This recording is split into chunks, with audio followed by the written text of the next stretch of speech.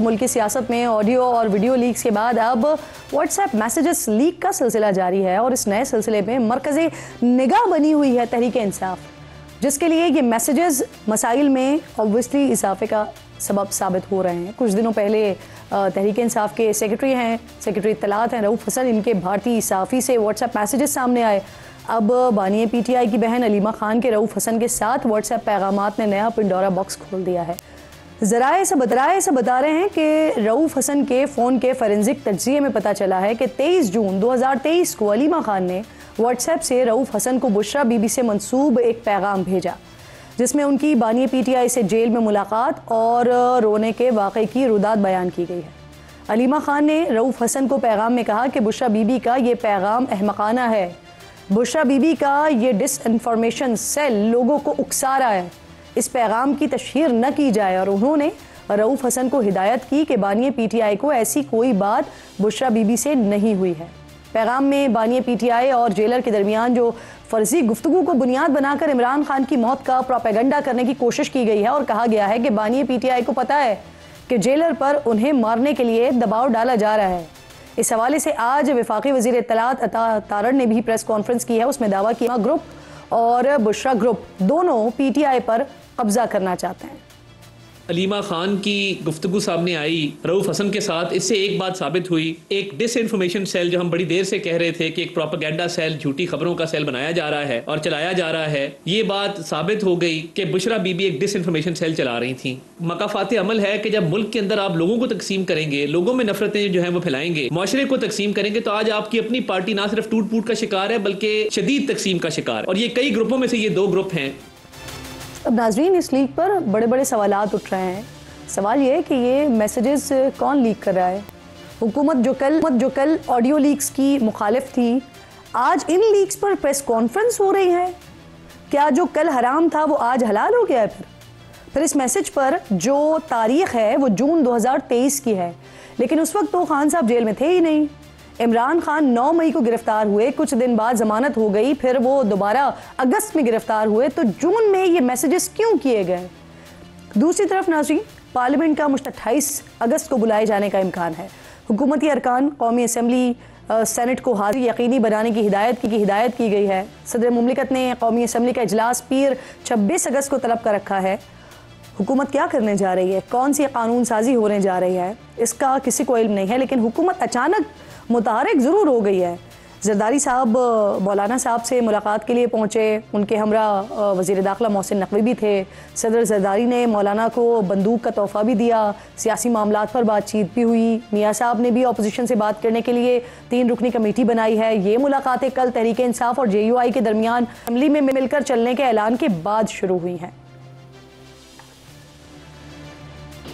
National assembly और senate के अंदर जो लेजिस्लेशन प्रपोज की जा रही है, जिसके बारे में हमें बताया जा रहा है, उसके बारे में एक फ़ैसला आज ये किया गया है कि हमारी जो टीम्स हैं, एक टीम बनाई गई है, सब कमेटी बनाई गई है कि वो उस तमाम लेजिस्लेशन के बारे में बाहमी मुशावरत से आगे बढ़ने का फ़ैसला करें।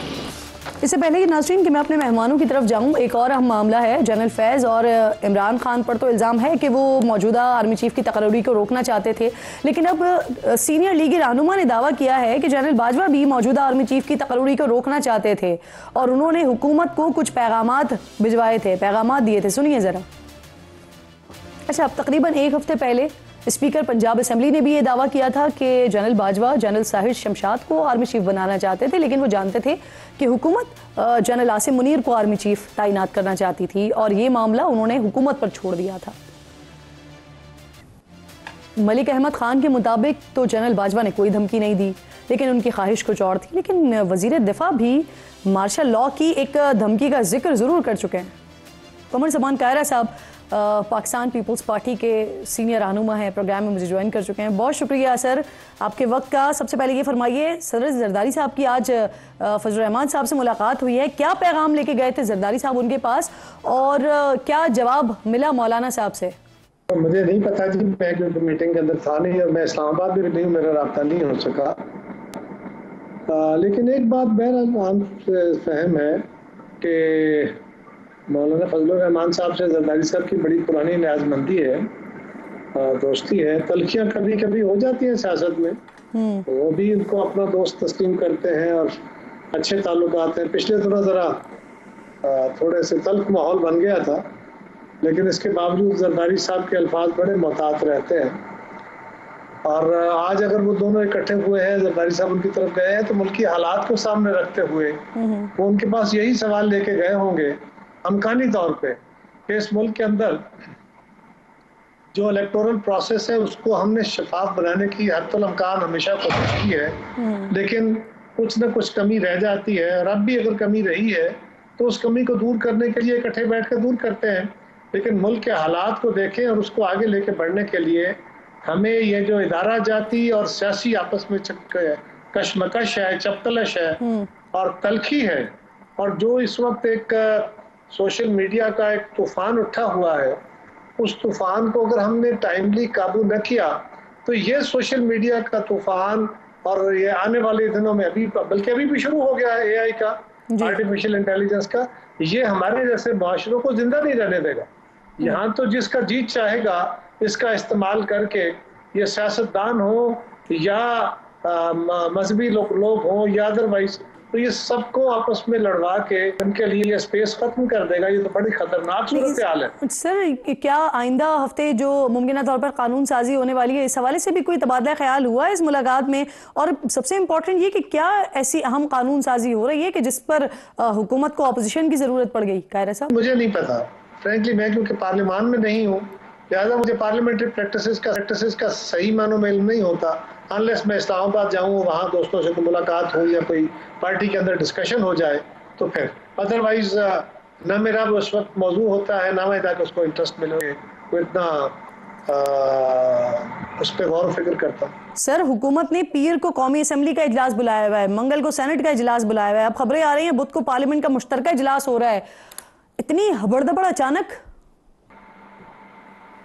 ऐसी बात होगी थी तभी जाके ये तीनों इजलास, इन्हें दोनों सेशंस अलग अलग भी और जॉइंट सिटिंग भी, अगर जिस तरह आप फरमा रही है ऐसा अगर हो रहा है तो यकीनन इसके पीछे कुछ होगा।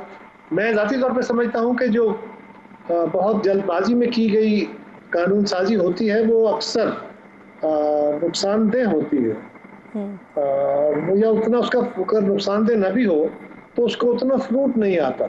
लेकिन वो क्या है, आखिर आइन के अंदर ये जो एक रास्ता रखा गया है कि आप क्विक डिसीजन मेकिंग करनी हो, क्विक लेजिस्लेशन करनी हो, तो ये रास्ते इख्तियार हो सकते हैं। ये पॉसिबिलिटीज छोड़ी इसलिए गई हैं कि कभी ये भी वक्त आ जाता है, लेकिन उसके लिए कोई बहुत एक्सट्रीम सूरत हाल हो। अब मेरे इल्म में क्योंकि है नहीं कि कोई कानून साजी आ रही है या रूटीन का कोई बिजनेस आ रहा है, मेरे इल्म में। सर, बात ये भी हो रही है ना कि बानिए पीटीआई का केस जो है वो मिलिट्री कोर्ट में चलाया जा सकता है, तो अगर ऐसा होता है फिर पीपल्स पार्टी का स्टांस इस पे क्या होगा? देखिए जी, वो पीटीआई के बानी का हो, इमरान खान साहब का या किसी और का हो, किसी कारकुन का हो या किसी जमात का हो या किसी और शहरी का हो, जो कोई जुर्म जिस कानून के जुमरे में आता है उस कानून के तहत उसको ट्रायल होना चाहिए। बड़ा सिंपल कुरिया, ना किसी के साथ ज्यादती होनी चाहिए, ना किसी को एक्सेप्शन दी जा सकती है। यानी बानिए पीटीआई का ट्रायल मिलिट्री कोर्ट में होता है तो हिमायत होगी पीपल्स पार्टी की तरफ से? मैंने एक सिंपल आपको असूल की बात कही है कि मुल्क के अंदर मुख्तलिफ कवानीन हैं, उसमें मिलिट्री कोर्ट का भी है, एंटी टेररिस्ट कोर्ट का भी है, उसमें क्रिमिनल कोर्ट का भी है, उसमें सिविल लिटिगेशन भी है। जो जुर्म जिस कानून के जुमरे में आता है उस कानून के तहत उसका ट्रायल होना चाहिए।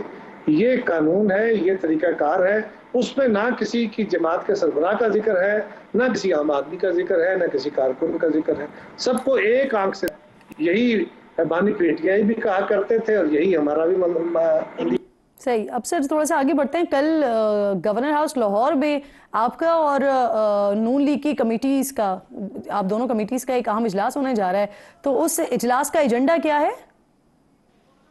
ये पंजाब की हमारी तंजीम के लोग और जो मुस्लिम लीग की लीडरशिप है वो मिल रहे हैं, तो नेचुरली उसका एजेंडा पंजाब स्पेसिफिक होगा। वह जब गवर्नमेंटें बनती है ना जी, कोalition, तो कोalition गवर्नमेंटें किसी अफ़ाम तफ़हीम पे बनती हैं और वो अफ़ाम तफ़हीम को नॉर्मली पेन डाउन कर दिया जाता है, कोई तहरीर लिख ली जाती है और हम उस तहरीर के ही शाकी हैं कि उस पर पिछली दफ़ा भी हमने अर्ज़ किया था कि अमल नहीं हो रहा। अब भी उसमें कोई शायद उसकी पेश दुरुस्त नहीं है या उसके ऊपर किसी जगहों पे अमल उस तरह नहीं हो रहा जिस तरह चाहा जा रहा है, शायद मुस्लिम लीग की तरफ से भी चाहा जा रहा हो कैसे अमल हो, लेकिन हो नहीं रहा, तो उसके लिए एक मीटिंग हो रही है। ये जब भी कोई डेडलॉक, छोटे मोटे प्रॉब्लम जिस तरह, तो ये मीटिंगें करके उसका हल निकाल लिया जाता है। तो ये मीटिंग हल करने के लिए नहीं, आप कह रहे हैं मीटिंग जो है वो मसाइल हल करने के लिए, तो कौन से मसाइल हैं जो हल नहीं हुए हैं जिसको हल के लिए अब मीटिंग हो रही है? वो 25 पॉइंट का एक मुआहदा था जिस दिन हमारा मुआहदा हुआ था हुकूमत के मुस्लिम लीग के साथ, और वो मियाँ शहबाज शरीफ साहब ने और बिलावल साहब ने साइन किया था। वो सारी कापीज आपके पास मौजूद हैं। आप बता सकते हैं सर उस तहरीरी मुआहदे में उन 25 निकात में या मुतालबात में क्या था? मैं बता रहा हूँ ना जी कि उसमें कुछ चीज़ें वो हैं कि हम PSDP जो है वो शेयर करेंगे, लेजिस्लेशन से पहले एक दूसरे से मशावरत करेंगे, सूबों के अंदर होने वाली जो सूरत हाल है माबैन सूबा जात, उसके अंदर हम जो फेडरल डेवलपमेंट स्कूल है उसको के लेके चलेंगे, और तकरीरियाँ अगर करनी है तो उसका तरीकाकार है, तो उसमें कुछ फार्मूलाज बनाए गए। तो अब उसके हल के लिए मीटिंग्स हो रही हैं सर। बिल्कुल ठीक सर, थोड़ा सा आगे बढ़ते हैं। इरफान सिद्दीकी साहब, सेनेटर इरफान सिद्दीकी साहब, वो कहते हैं कि जनरल बाजवा जनरल आसिम मुनीर को आर्मी चीफ नहीं लगाना चाहते थे, बल्कि आर्मी चीफ के लिए जो 5 नाम भेजे गए थे उन्होंने कहा कि जनरल आसिम मुनीर को छोड़कर इन 4 में से किसी को भी चीफ बना दें। पीपल्स पार्टी तो सर हुकूमत का हिस्सा थी उस वक्त, तो क्या इस तरह का कोई पैगाम आप लोगों तक भी आया था? मेरे इल्म में नहीं है जी कि इस तरह का कोई पैगाम दिया गया था, और ये मामला क़यादत के तक ही महदूद होता है। ये बहुत ज़्यादा डिबेट नहीं होता पार्टी के सारे कैडर्स के अंदर, ये क़यादत तक महदूद रहता है। और अगर प्राइम मिनिस्टर ने अपने कुछ लोगों से हमारी क़यादत के साथ कुछ डिस्कशन की होगी तो कम से कम मेरे इल्म में वो नहीं है।